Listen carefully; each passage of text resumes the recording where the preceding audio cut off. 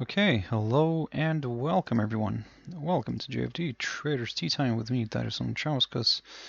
Today's the 8th of November 2019, so welcome everyone. Welcome to this Friday's afternoon session where we're going to have a quick look at the markets, a few of the charts, the usual stuff. But before we do that, as always, let's quickly have a read through our risk disclaimers. So, the content we produce does not constitute investment advice or investment recommendation, should not be considered as such, and does not in any way constitute an invitation to acquire any financial instrument or product. As always, a few seconds for you to read the rest, and we can continue.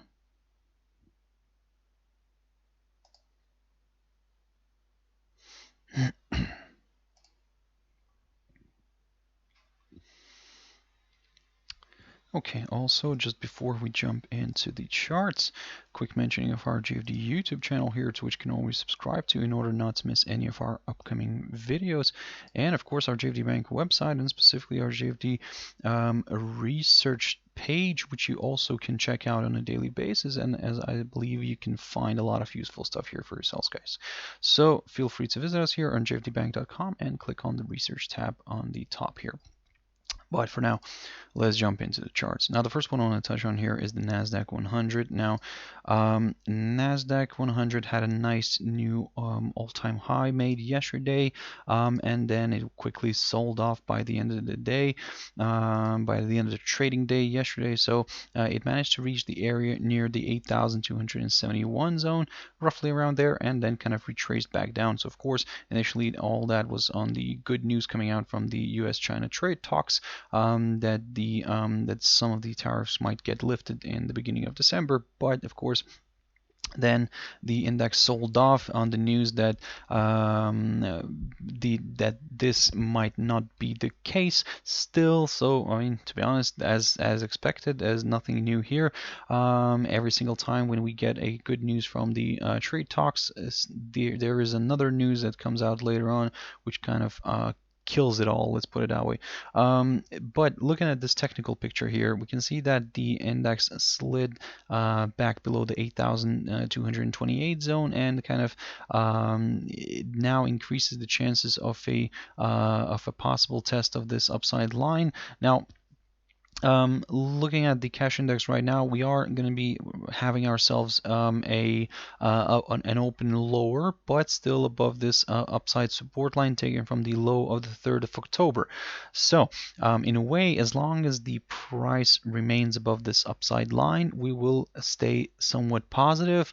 We'll continue aiming to the upside, but if we start seeing a break of this upside line, and then if we see a drop below the 8,157 zone right here, which is basically the lowest point of this week, and 8,157. If we see a drop below that, then, well, in a way, we'll start considering slightly lower areas, because at the same time the price would be placed below its 21 EMA on the 4-hour chart, and we could then aim for areas like the 8,120 zone, or even the where we could be getting closer to the psychological 8,000 zone level. So, but again, as long as it remains above this upside line, we will remain somewhat positive.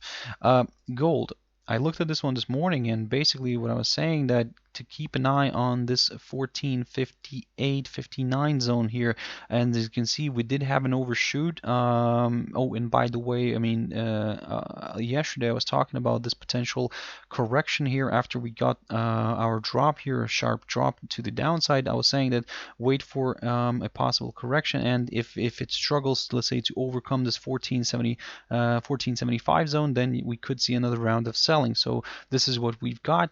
And it dropped lower. It pierced through the 1459 zone, but as you can see, it didn't quite close the 4-hour candle below it, so it started now retracing back to the upside. Now, in terms of all this, in a way, and how we could play this one out right now is, of course, we'll still continue observing that 1459 zone. If we get a close of a 4-hour candle below it, then it increases the chances of a further move lower. The only thing is that don't forget that given that we are already quite oversold on the shorter time frame, there could be a nice correction here back to the upside at some point. But again, like I said, for now, all eyes are on this 1459 zone. If we get a drop, a nice close slightly below there, we do have the 1453 area, which also could play out nicely, could play out as a nice area of support here. And in a way, from here we could see that correction back to the upside, but in a way also, as long as it remains trading below this little short-term tentative downside resistance line taken from the high of the 4th of November, then we will continue targeting the downside. So in a way, the idea could look something like this basically. But for now, of course, if this level here, the 1459, continues to hold, this is what we will consider a possible move higher, a test of this downside line. And if it struggles to push above it, then yep, we could see another round of selling. But if, let's say, this commodity, this precious metal right now decides to drop lower and drops below the 1459, then we'll keep an eye on the 1453. I do understand it's not far, but nevertheless it's an important area of support here, given that it was acting as a fantastic area of resistance back on the 18th of July, and also as a nice area of support on the 5th of August. So that's why we could consider something like this basically happening. So but this is, like I said, in the scenario if we see a drop below the 1459, then keep an eye on the 1453. A nice possible rebound could happen here, and we could travel back towards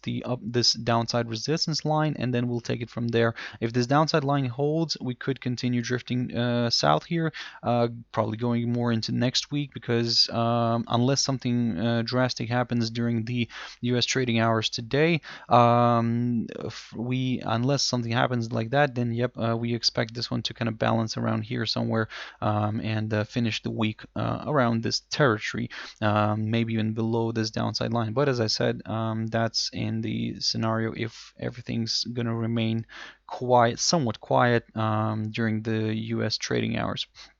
Now, in order for us to consider slightly higher levels, ideally a push above, of course, a break of this downside line and a push above the 1475 zone, this is what we would need in order to consider now a possible move higher. Now, previously and this morning I was talking about this level right here, the 1495. Of course, this still remains as an important level for us to watch, but let's try maybe capture something around here as well. And in a way, this barrier near the 1475 could be that interesting one where we could see a bit of correction here back to the upside. So we'll start considering higher levels if we see a push above the 1475 zone, but we'll start getting comfortable with higher levels if we get a push above the 1495 zone. So keep your eyes on this one.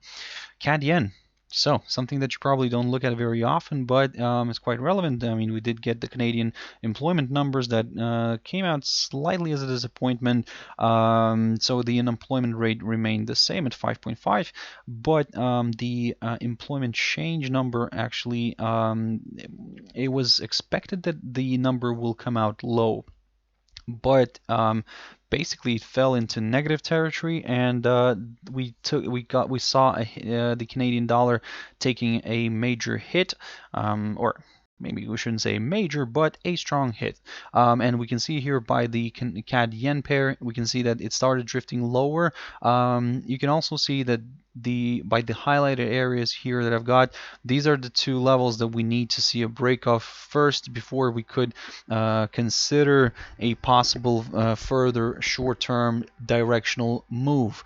So basically, in a way, if we see this one drifting further down, if we see a test of this upside line, but this upside line fails to break, then, or should I say the pair fails to break below this upside line, then we could see a nice rebound here and a push back to the upside. But the only thing is that for us to get a little bit more comfortable with higher levels, a push above the 83.11 zone would be required. So that's why As long as the rate is going to remain in this little territory right here, we will stay somewhat, or I wouldn't even say somewhat, but we'll stay neutral. If we start seeing a break of this upside line and a drop below the 82.31 zone, then we'll start considering slightly lower areas here. We're not going to drag this one too much to the downside because we do have some key areas of support around here near the low of the 1st of November and near the low of the 15th of October, and that's roughly around the 81.50, 81.85 and the 81.74 levels respectively. So keep your eyes on these guys. For now, it's quite interesting. Let's see which way that's going to move. But again, as I said, keep an eye on these potential breakout points because for now, it's a little bit on the neutral side for us, even though it is declining a little bit. GBPAUD, something that I've mentioned recently, and to be honest, today and yesterday, and I was telling you guys, I was talking about this this potential kind of falling wedge pattern, and after we had a nice rebound here from the lower side of this pattern, we can see that the pair is now testing the upper side of the falling wedge. But as I've mentioned this morning and over in the past in the past few of my videos as well, in order to get a little bit more comfortable with higher levels, ideally a push above the 1.8736 could do the trick here for more buyers, and we could then aim for the 1.8857 zone or the 1.8942-43 area, so roughly around here. But for now, keep an eye on this one. Even if, let's say, if we see a push above this upper side of the wedge, but we see but the rate fails to climb above the 1.8736, we'll remain neutral. We're just going to continue observing it because we need that confirmation break here. Even though we could get ourselves a break here, but we need to have a clearance, at least one of the resistance levels here before kind of examining higher levels. In terms of the downside, a drop below the 1.85 zone, that still remains for us the priority in order to consider a slightly lower areas. So let's keep an eye on this one.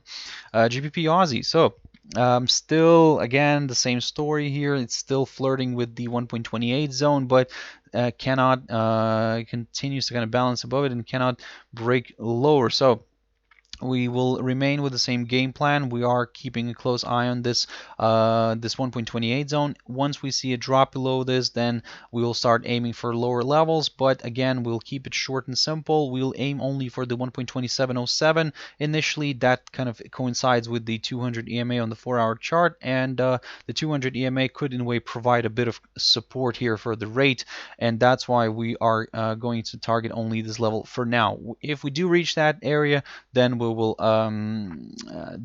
kind of consider maybe further declines. But the reason why kind of GBP Aussie and GBP USD is kind of well, the expectation here maybe is for the opposite ways, is just that the Aussie is kind of on the weaker side, even though the pound is weak, but the Aussie right now is slightly on the weaker, even more weaker side. So that's why we are considering this potentially moving, this GBP USD pair potentially moving lower, because the US dollar is strong right now, and it's to be honest, it's strong this whole week.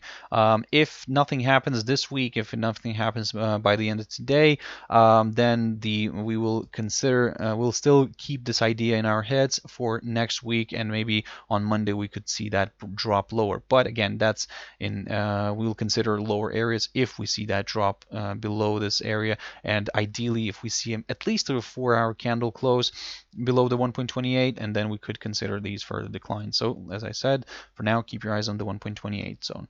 USDCHF, I talked about this one this morning, and this is what I was talking about. And basically, we tested this downside resistance line that got broken, and what I was saying that if it continues to hold, and if continues this downside line continues to act as a nice area of support, we could see this one drifting back up here, but we will get a little bit more comfortable with higher levels if we see a push above the high of yesterday near the 0.9975 zone. So the pair did make its way higher, but kind of still failed to test the 0.9975. So we're waiting for that, because a break above this level would confirm a forthcoming higher high, and we could aim aim for these higher levels like the 0.9996, or of course the psychological 1 level, or even going a little bit higher towards the highest point of October near the 1.0028 area. So we'll keep an eye on that one.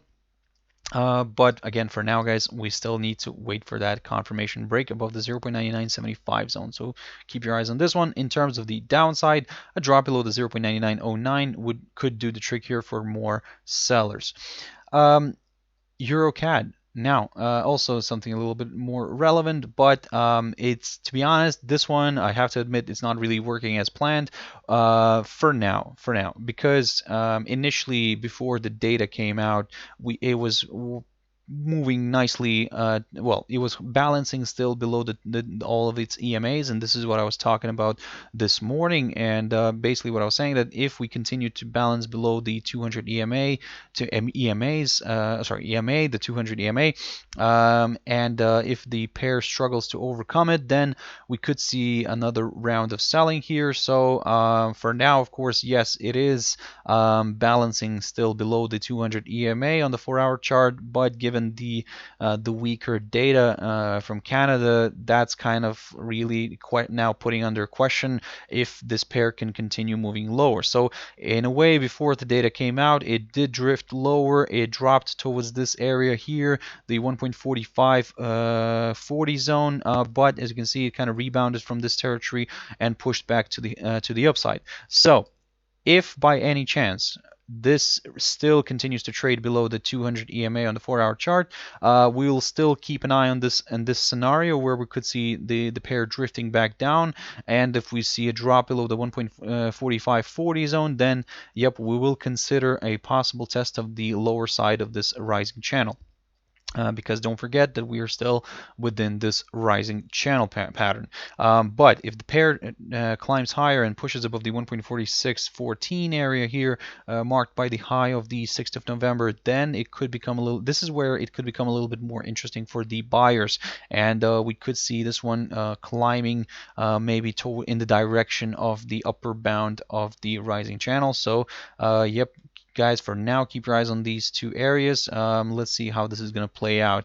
And the last pair for the session is going to be euro dollar, and beautiful activity. This is what I was talking about this morning. Basically, we're hanging around here still near these 1.1050 area, and what I was saying, that if it continues to trade below this level here, below the 1.1063, then we will consider further declines, and our target is going to be around the 1.1021 zone. So we're not far from there, just a few pips away, but as you can see, this is working out perfectly. We're not going to drag this one too much lower here. We're going to just, for now, going to keep it here because we are quite overstretched to the downside even on the shorter time frame. Or shouldn't even say even, but on the shorter time frame, we are quite overstretched to the downside. So that's why, guys, we'll keep it for now up until here. Probably it could rebound, maybe push back higher, but still everything's kind of looking bad here for the euro dollar. In a way, it could drift further south here, but maybe this is something for next week. Let's keep an eye on this one, and in a way, don't forget that we still, if we see some support happening here, if the rate is going to get held near the 1.1021 zone, then we could see something like this happening, where the pair could rebound, push a little bit back to the upside here, maybe even test the 1.1063 zone, and then reverse back down. So that's why, guys, for now, we're keeping an eye on this idea. We're keeping it's simple here up until this 1.1021. Let's see how this is going to play out. For now, again, like I said, this is the area to keep an eye on, guys. If it drifts lower, well, I mean, we do have the psychological 110 zone, but somehow it seems that the bears might be running out of steam for this week. Maybe they will regroup for next week, but still keep your eyes on this one, guys. Let's see if the pair can hold on to this 1.1021 level this week. So yep, keep your eyes on that one. In terms of the upside with this one, still the same game plan for us remains, the 1.11. That's what we need to see here, but for now it seems that the upside could be slightly off the table. Anyway, I hope you guys found it useful. Thank you very much for sticking around and watching until the end. If you want to join me next week, as always, at my Traders Espresso, that's 7 o'clock GMT time. But I hope you have a fantastic weekend, guys. Relax, enjoy your weekend, clear your minds, and come back fresh on Monday. And please join me on Monday at 7 o'clock GMT, where we'll have a look at the some of these instruments again, some new ones, and yep, we'll see what the new week is going to be, we'll have prepared for us. Anyway, guys, have a wonderful evening, weekend, and I'll see you next week. Thank you very much, and bye-bye.